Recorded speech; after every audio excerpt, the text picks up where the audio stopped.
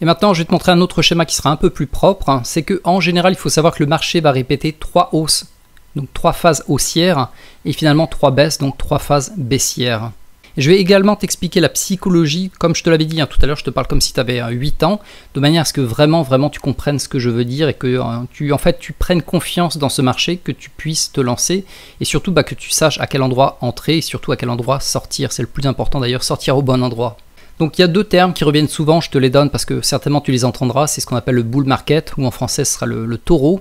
C'est là où il y a des grosses hausses en fait, et finalement le bear market, l'ours qui arrive et qui défonce avec ses griffes toute la saison et qui va aller de plus en plus bas, de plus en plus bas. Donc pour faire simple, en vocabulaire pour un enfant de 8 ans, ça c'est l'été et ça c'est l'hiver. Et à ton avis, dans quelle période est-ce que tu vas trader? Où est-ce que tu vas gagner de l'argent? Effectivement, ça sera ici dans le bull market, donc en été, quand ça va monter. Et quand ça commence en fait à essayer de monter, mais sans y arriver, et qu'on commence à descendre, ben là en fait, game over, on arrête, on vend tout. Et ça va être l'hiver, donc le bear market qui va durer pendant au minimum 3 phases. Donc je vais rentrer un peu dans le détail de ces phases de manière à ce que tu comprennes mieux la psychologie en fait des vendeurs, des acheteurs et pourquoi justement le marché il monte, pourquoi est-ce qu'il descend et pourquoi il a ce rythme qui est relativement régulier. Donc là quand on rentre au début de l'été ou plutôt on va dire c'était le printemps, en fait ça oscille, il y a des hausses, des baisses, des hausses, des baisses. Donc si je te donne toujours l'analogie, c'est un peu des froids, des chauds, des froids, des chauds. Et ce genre de froid et chaud peut durer en fait quelques temps, quelques semaines. C'est ce que l'on appelle en fait la phase 1. C'est là où, en ce moment, les investisseurs les plus chevronnés, ceux qui connaissent bien le marché, et éventuellement vont commencer à rentrer avec quelques positions. Ils ne vont pas mettre tout leur argent, ils vont mettre un peu d'argent parce qu'ils sentent que c'est un peu le début de l'été. Donc ça monte, ça descend, ça monte, ça descend, ça fait des petites montagnes. Et au bout d'un moment, bam, ça commence à bien monter. Là, on rentre dans la phase numéro 2 en fait. Et c'est là en fait où on va rentrer le plus d'argent. On va mettre peut-être 50%, 80% de notre argent. Et finalement, il va y avoir une petite baisse ici. Et soudainement, ça va devenir vraiment parabolique. Et pourquoi, à ton avis, ça devient parabolique? Parabolique, ça veut dire vraiment, c'est presque verticale. Parce que soudainement, dans les journaux, à l'actualité, tout le monde en parle. Tout le monde parle de ce stock qui est fantastique, qui est en train de monter, qui a pris du 50% en quelques semaines. En fait, toi, tu étais rentré éventuellement là, tu l'avais testé avec le bout des doigts de pied. Tu avais mis peut-être 10-20% de ton argent ici pour le tester. Et quand ça commence à vraiment monter, qu'il y a des signes, hop, là tu as rajouté beaucoup d'argent. Donc déjà tu as gagné beaucoup d'argent et tu étais en avance parce que là en fait les gens ne le savent pas encore. L'actualité n'en parle très peu. Donc toi tu es rentré parmi les premiers. Donc félicitations. Donc tu es en bord de plage avec tes tongs, ta serviette et ton Marcel. Il n'y a pas grand monde encore sur la plage et soudainement, bam, l'actualité commence à parler que voilà c'est l'été, il fait chaud. Tu peux aller manger ton Magnum en bord de plage et donc tout le monde commence à en entendre parler, tout le monde commence à rentrer dedans, mettre de l'argent, du coup bam, ça monte. Et qu'est-ce qui va se passer? C'est qu'en fait les professionnels, eux, ils vont vendre ici quand ça commence à chuter à la fin. Donc à la fin de cette courbe qui était vraiment verticale. Parce que eux, ils savent que finalement ça va commencer à se péter les dents ici. Et c'est souvent malheureusement là que la plupart des gens ils vont rentrer, ils vont se dire tiens, tout le monde en parle, ça monte énormément, du coup qu'est-ce que je fais? Je vais y rentrer, je suis vraiment rassuré, je me sens bien, là ça fait 50% qu'il a pris depuis le dernier hiver, du coup il va monter un peu plus haut. C'est un peu comme l'histoire du Bitcoin récemment où il était monté à 60 000 et tout le monde disait tiens, on était environ ici, on disait tiens voilà on est à 60 000, ok on va vers les 100 000 et finalement le truc s'est pété les dents. Donc c'est un peu la même philosophie, c'est que quand tout le monde en parle, toutes les news en parlent et tout le monde dit tiens voilà le Bitcoin il va arriver à 100 000, c'est là en fait où toi tu dois sortir.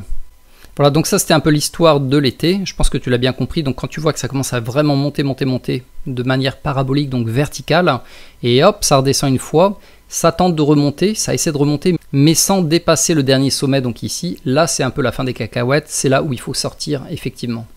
Donc à partir de là, soit en fait on va osciller pendant quelques temps, donc en automne, donc chaud, froid, donc ça peut durer quelques jours, voire quelques semaines éventuellement.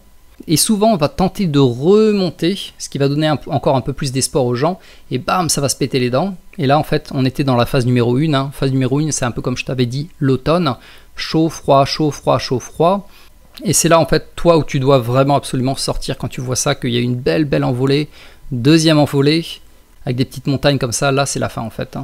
Donc là on aura fini la phase numéro 1 où on monte et on descend, et bam on va se prendre une énorme claque qui va faire de plus en plus froid, vraiment ça va faire peur. Et quand on arrive ici, où les gens commencent un peu à paniquer, soudainement ça va remonter, donner un peu d'espoir aux gens, on va se dire tiens en fait non, finalement c'était un faux signal, on est reparti vers des plus hauts. Donc là il y a des gens qui vont malheureusement en fait investir. Et qu'est-ce qui va se passer à ton avis? ça va être la descente aux enfers, ça va vraiment descendre, le baromètre il va chuter à peut-être moins 10 degrés. Et là tout le monde panique. En fait c'est souvent l'actualité d'ailleurs qui va faire la panique, hein, qui va dire voilà le truc il est en train de se cracher. Ça va être comme en 2000 où la bulle a explosé et que ça a duré pendant 2 ans, que c'est la catastrophe. C'est la famine, on n'est que au début de la perte. Hein. Donc là en fait tout le monde vend, massivement tout le monde vend. Et vu que tout le monde a vendu ici déjà, en fait, qu'est-ce qui va se passer? Il n'y a plus de vendeurs, donc les acheteurs vont commencer à pointer leur bout du nez, et en fait on rentre à nouveau dans la phase 1, là on reconnecte avec la phase 1 qui est en fait le printemps. C'est-à-dire qu'il y a quelques acheteurs qui vont commencer à entrer, ça va redescendre donc froid, un peu de chaud, un peu de froid, et finalement hop on va remonter vers la phase numéro 2, mais là la plupart des gens sont encore frileux, hein, parce qu'ils se sont pris une énorme claque, en fait ils ont eu tellement peur hein, sur leurs économies, ils y croient plus en fait, hein, ils veulent plus y croire. Hein. Donc là on rentre en fait à nouveau dans la phase numéro 2 et toi tu es là en fait, naturellement tu es intelligent, tu connais le programme, tu sais que ça va monter parce que tu sais que ça marche par cycle. Hein.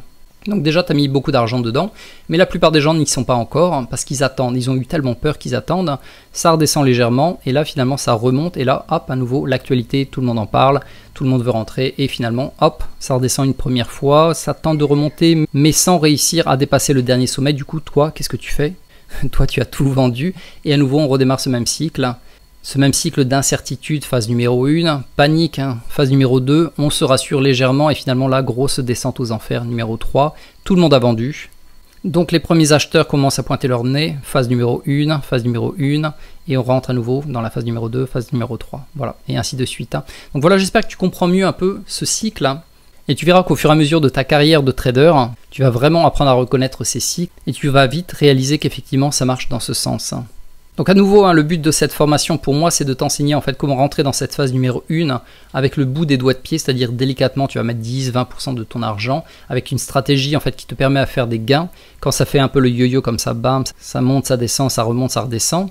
Et à partir de là, en fait, quand on va commencer à monter dans la phase numéro 2, c'est là en fait on va rentrer beaucoup d'argent et tu n'as rien à faire ensuite, hein, tu as juste à attendre qu'on arrive au sommet et quand le sommet sera confirmé, c'est-à-dire qu'on n'arrive pas en fait à le dépasser une première fois voire une deuxième fois, ben là en fait on vend tout et finalement tu vas hiberner pendant quelques semaines voire plusieurs mois jusqu'à arriver à nouveau tout au plus bas et rentrer dans la phase numéro 1 où tu vas remettre à nouveau peut-être 10, 15, 20% de ton argent.